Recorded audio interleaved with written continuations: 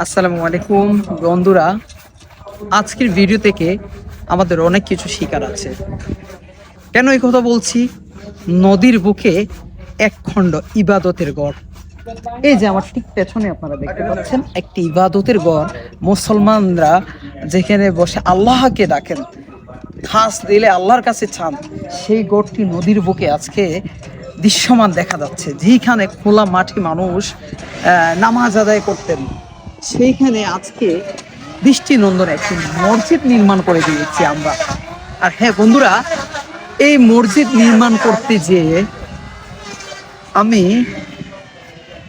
এমন একটা প্রশ্নের সম্মুখীন হয়েছি, সেটা হচ্ছে যে আমার জীবনের সেরা একটি দান এই মসজিদের জন্য। বলছেন কেন? এক বোন তার শখের জিনিস স্বর্ণের এক জোড়া কানের দুল ছিল, সেই দুলটা কুরবানি করে আল্লাহর রাস্তায় বিক্রি করে, সেই শখের জিনিসটা বিক্রি করে আমার এই মসজিদের জন্য 50,000 টাকা দান করেছে। প্রিয় বন্ধুরা, এখান থেকে আমরা কি শিখতে পাচ্ছি বুঝেন তো?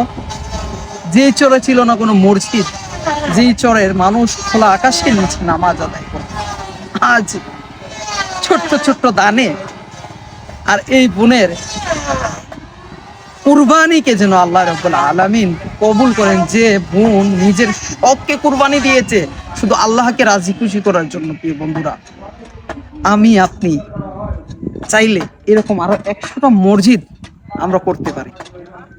হ্যাঁ, শুধু এই বোনই নয়, আমেরিকার নিউ ইয়র্ক থেকে আমার আরেক বোন, জার্মান প্রবাসী আরেক বোন, মায়ের মৃত্যুর পর মা এমন একটা জিনিস মেয়েকে দিয়েছিলেন,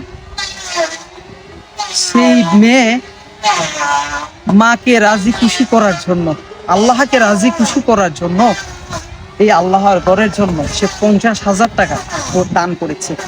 আল্লাহু আকবার বলবেন না?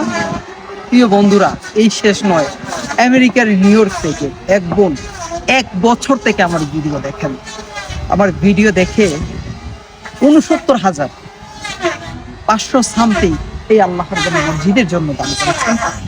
আল্লাহু আকবার বলবেন না?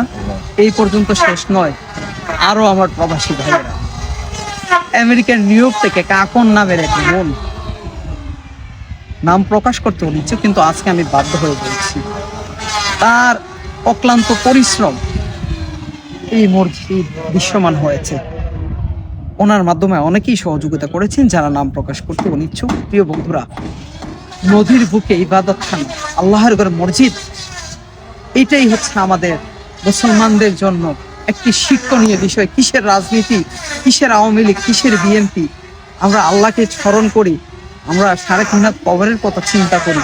প্রিয় বন্ধুরা, এই দুনিয়া কয়েকদিনের, অনেকের, আমরা কয়েকদিনের মেহমান।